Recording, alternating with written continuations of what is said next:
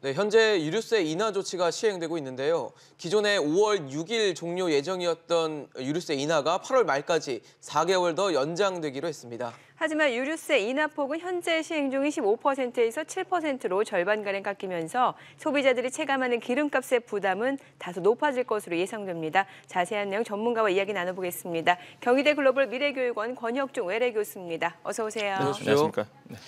교수님, 일단 유류세 인하 4개월 더 연장됐습니다. 연장 배경 뭘까요? 일단은 뭐 정리해드리면 5월 7일부터 이제는 연장이 이제 축소된다 이렇게 보시면 되겠고, 네. 이제 5월 7일부터 8월 31일까지 해서 7% 인하해서 이제 축소된다라고 보시면 되겠는데요. 네. 보면 연장 배경은 첫 번째로 이제 단계적 환원이 되는 거잖아요. 그래서 단계적 환원을 해서 소비자 부담을 좀 완화시키기 위한 것이다라고 급격하게 하진 그렇죠. 않겠다는 거죠. 네, 갑자기 그렇게 되면 급격하게 올라가니까 네네. 일단 단계적으로 완화적으로 조금 소비자들에게 제시하겠다는 것인데, 네.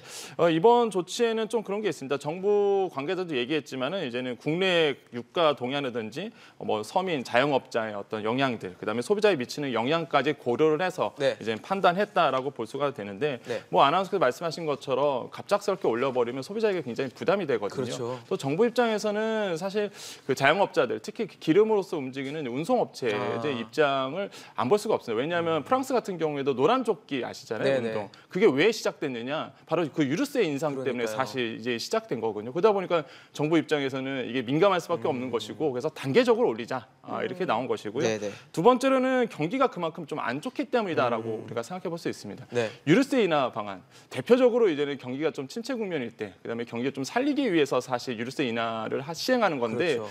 작년 11월에 이제 처음 시행됐을 때보다 더 안 좋다는 얘기 지금 경기가 안 좋다는 평가가 있거든요. 네. 그러다 보니까 이게 급작스럽게 이거는 올릴 수는 없다. 그래서 원래대로 할 수는 없다. 그래서 분위기 파악하는 네, 거예요. 그렇죠. 이제 단계적으로 간다 이렇게 보시면 되겠습니다. 네. 자, 6개월 동안 15% 인하되고 있는 유류세란 말이죠. 그렇다면 그동안 경제적 효과는 얼마나 나타났나요? 기본적으로 우리가 경제적 효과를 본다면요, 예. 우리가 본다면은 그 시장에서는 그렇게 막 체감할 정도로 많이 느껴졌느냐? 보시면은 제가 보기에는 많이 느껴졌다라고 좀 볼 수가 있겠거든요. 네. 그래서 우리가 경제적 효과로 우리가 보통 얘기를 하면은요, 그 유류세 소비, 그러니까 유류세 인하가 하기 전까지는 소비가 한 2% 정도에서 이루어졌다면 유류세 그 소비 증가가요. 근데 유류세 인하가 된 이후부터는 이게 경제 활동이 5, 6% 정도가 유류의 그 비용이 좀 네. 늘어났다. 그러니까 한마디로 경제 활동이 좀 활발해졌다라고 볼 수가 있겠거든요. 그래서 이런 거 본다면 어느 정도의 경제 활력은 좀 됐다라고 우리가 생각해 볼 수 있겠는데요. 이렇게 본다면은 좀, 그러니까 제가 말씀드렸던 한 5에서 6% 정도는 이제 소비량을 이야기하는 거거든요. 그러니까 소비량이 늘어났다는 건 아무래도 우리 경제 좀 활화산이 됐다 이렇게 네. 볼 수 있어서 정부 당국자는 어느 정도는 성공했다 이렇게 좀 평가를 하고 있어요. 하지만 워낙 경기가 안 좋았기 때문에 사실 이게 유류세 인하만으로 우리 경제가 좀 도움이 됐느냐, 이건 좀 따져봐야 할 문제다 이렇게 볼 수가 있겠습니다. 네. 일단 5월 6일까지는 인하 이제 15% 인하가 되고, 네네, 그렇죠. 그때부터 8월 말까지는 31일까지는 이제 7%로 인하가 되는 건데, 네네. 사실 문제는 어떻게 보면 그 다음일 것 같아요. 네네. 이제 부담이 이제 더 커지는 부분이 생기니까 네네. 혹시 추가적인 인상까지도 생각을 할 수 있을까요, 정부가? 추가적인 인상이요. 그러니까 정확하게 연장을 해가는. 연장을 네. 사실 그렇지는 않습니다. 왜냐하면 지금 상황이 그렇게 경기가 녹록지 않거든요. 네. 그러니까 만약에 추가적인 인상을 한다 그러면 정유사 입장도 봐야 되겠고요. 네. 그다음에 소비자 입장도 봐야 되는데, 사실 계속적으로 완화적으로 가서 이게 7% 동결은 계속적으로 될 것 같은데, 네. 이게 원상태로 돌아온다. 그러니까 15% 이하했다가 지금 7% 인하, 그래서 다시 네. 이제 원상태로 돌아온다. 이거는 사실 지금의 상황을 본다면은 굉장히 정부 입장에서 부담스러운 일이기 때문에, 네. 제가 보기에는 7% 인하 정도에서 아무래도 연장되지 않을까. 한 번 더 연장되는 네, 거, 한 번 더 연장되지 않을까 이렇게 좀 조심스럽게 좀 생각을 해보겠습니다. 사실 경기를 보면은요, 소비자 입장에서 요번에 한 7% 이제는 축소가 되잖아요. 네. 네. 반 정도 이제 축소가 되면은 사실 그 소비자 입장에서 보면은 그 휘발유 가격이 한 65원 정도가 오르게 되고, 경유 같은 경우에는 한 46원 정도 오르게 되거든요. 뭐 어찌 보면은 뭐 별거 아닌지만 몰라도 사실 그 이제는 기름으로서 이제 운송업 하신 분들한테는 그렇죠. 이게 굉장한 부담이 됩니다. 그러다 보니까 정부 입장에서도 이런 것을 좀 신경 쓰고 있다라고 볼 수가 있겠는데, 지금 뭐 국제 유가가 계속적으로 8조째 오르고 있는 상황이거든요. 네. 그러다 보니까 되게 좀 기름값에 대해서 정부가 좀 민감하게 좀 반응하고 있다라고 좀 생각해 보시면 좀 되겠습니다.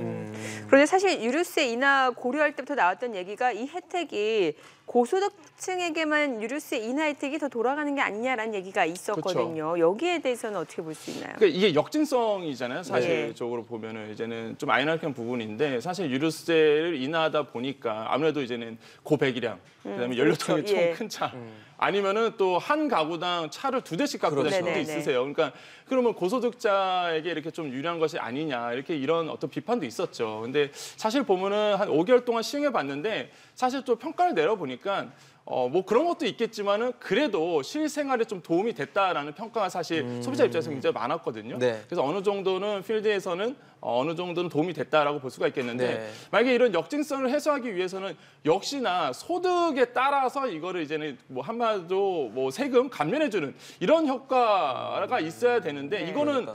저 정부 입장에서 보면은 이런 시스템을 구축하기 위해서는 6개월 정도가 소요된다고 합니다. 그러니까 단기적인 어떤 이벤트성 일인데 이거를 또 하기 위해서 6개월 동안 시스템을 구축해야 되는 효율이 좋지 않네요. 예, 그러다 보니까 이거는 좀 아니고 말 그대로 이제 역진성은 어쩔 수 없는 부분이다 이렇게 인정하시면 되겠습니다. 네.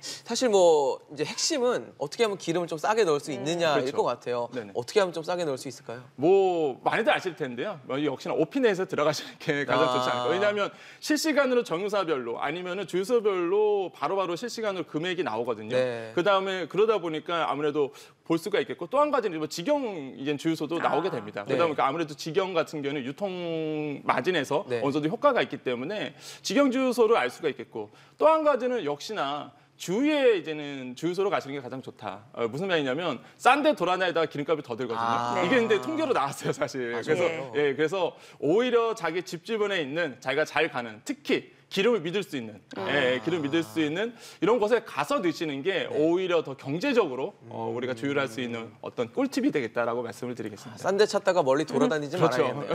적당한 가격에서 찾아볼 수 있도록 맞습니다. 네, 네네. 하겠습니다. 네. 알겠습니다. 지금까지 이제 그 유류세 인하에 대해서 얘기 나눠봤고요. 권혁준 외래교수와 얘기 나눠봤습니다. 고맙습니다. 네, 감사합니다. 잘 들었습니다. 네.